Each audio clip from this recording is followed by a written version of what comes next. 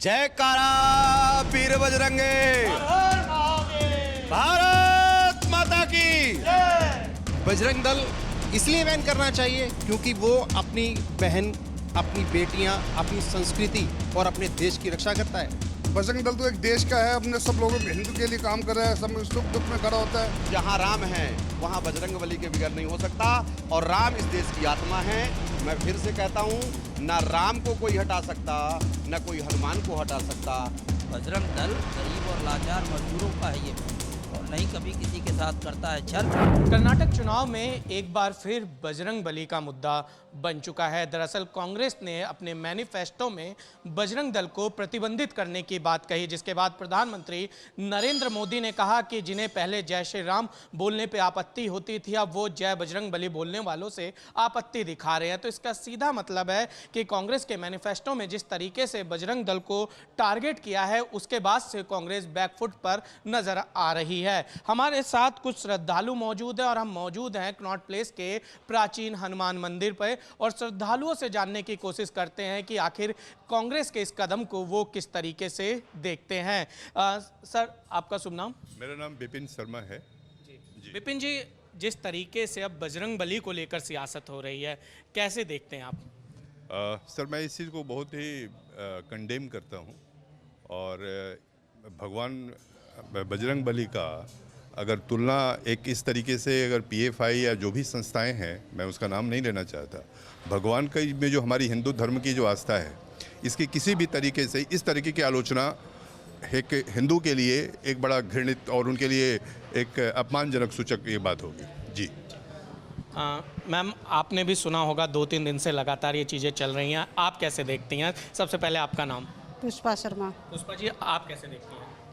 ये भी वही है जो सर बताए, ये भी तो वही है। बजरंग बली जो है वही सब कुछ है, इसमें अगर जो कह रहे हैं वो गलत हैं।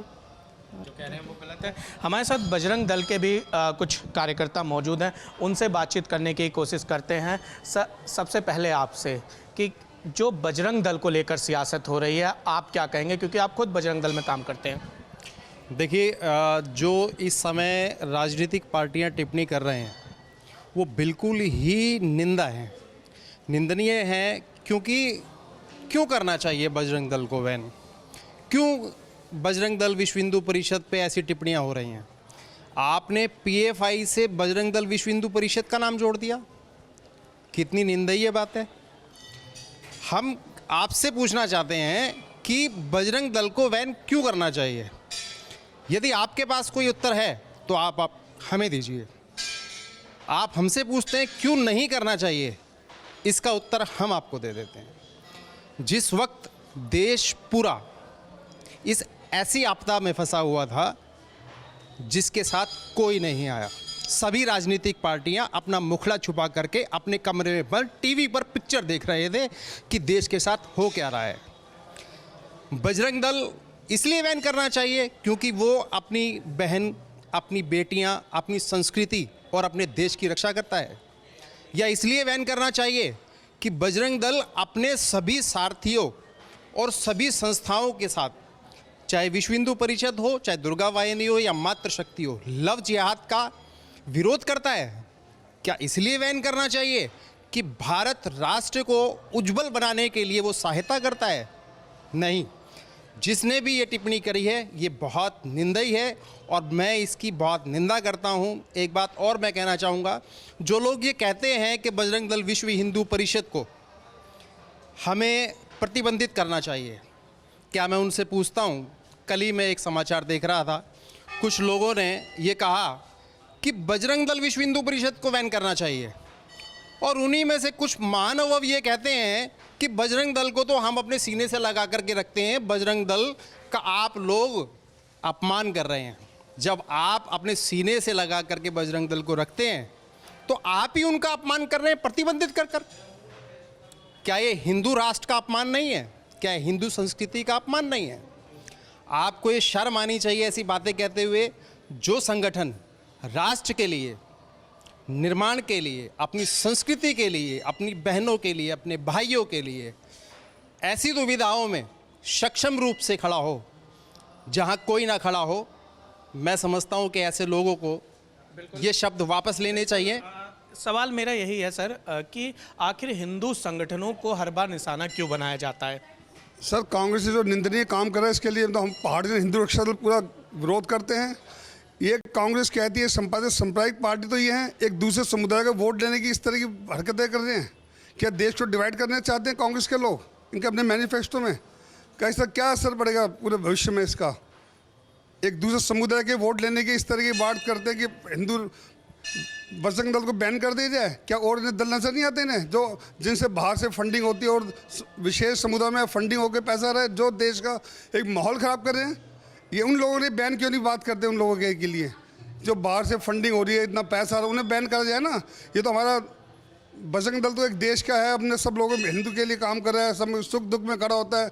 हर कोई भी काम उसमें पहले यही RSS बजरंग दल नजर आता है। बिल्कुल, हर काम में RSS और बजरंग दल नज़र आता है।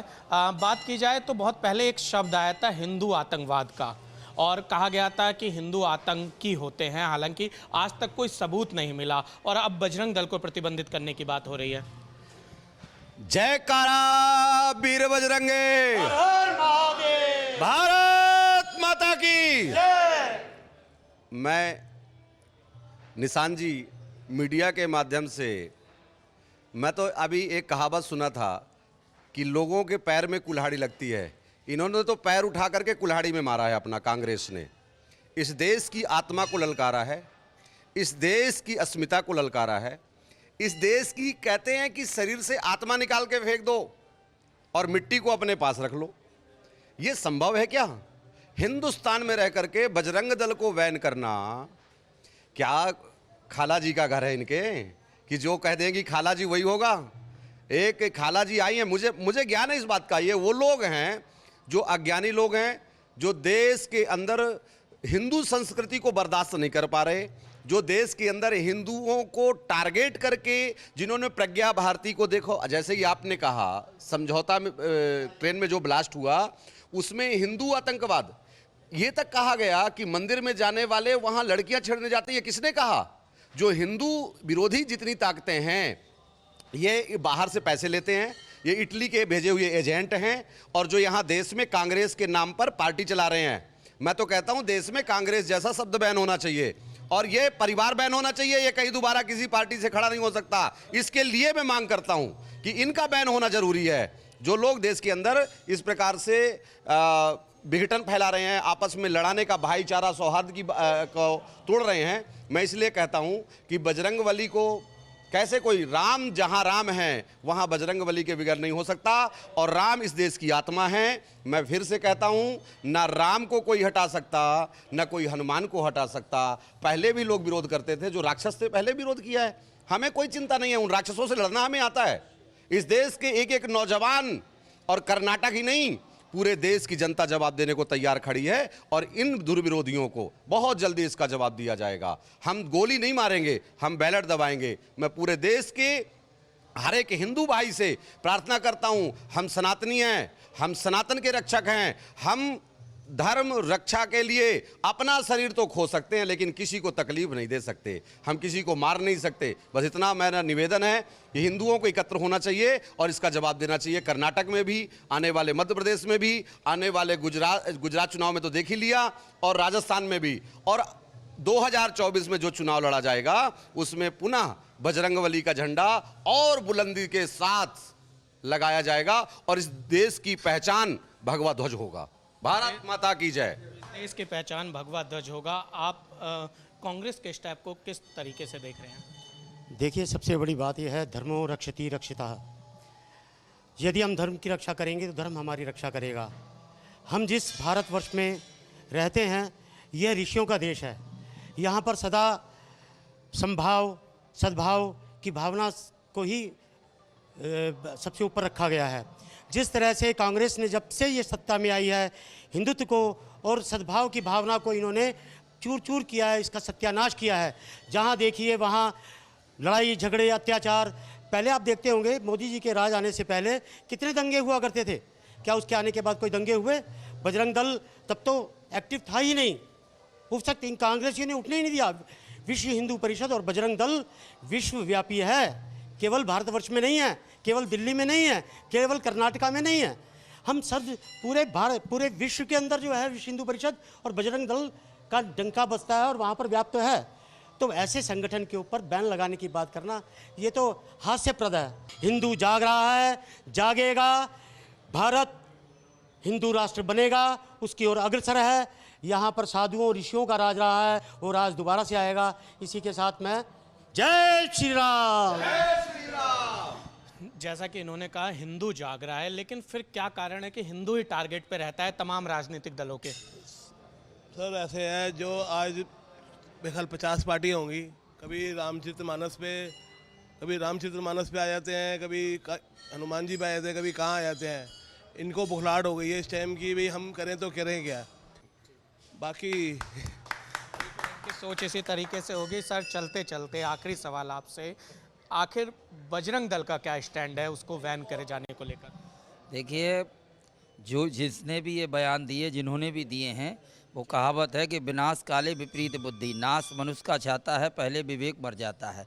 पहली बात। दूसरी बात ये है कि राजनीति करो या बोल बयानबाजी करो, विरोध की राजनीति करो, विरोध बयान कर दो, लेकिन शत्रुता वाली मत करो। आप एक शत्रुता की फाक बनाना चाहते हैं, आप ऐसी खाई बनाना चाहते हैं, तो आप गलत है। आप इतने दिन राज किए सर देश के ऊपर, तो आपकी मानसिकता, विचारधारा, आपके नेताओं की बोली भाषा बदली नहीं, बदलाव नहीं, कब बदलोगे आप? इनका पतन होगा और होके रहेगा। भारतीय जनता पार्टी साथ के साथ सारे दल और बजरंग दल और गरीब और लाचार और मज़दूरों का है ये बल। बजरंग दल गरीब और लाचार मज़दूरों का है ये बल, और नहीं कभी किसी के साथ करता है छल, और सभी के साथ है आज भी और आने वाले कल। तो इसी का नाम है बजरंग दल। ये थे तमाम बजरंग दल के कार्यकर्ता और हिंदू संगठन के कार्यकर्ता, जिनका कहना है कि कांग्रेस ने जो ये मैनिफेस्टो में घोषणा की है, ये अपने आप में दिखलाता है कि विनाश काले विपरीत बुद्धि। वीडियो जर्नलिस्ट राकेश रावत के साथ निशांत राय, न्यू नेशन, दिल्ली।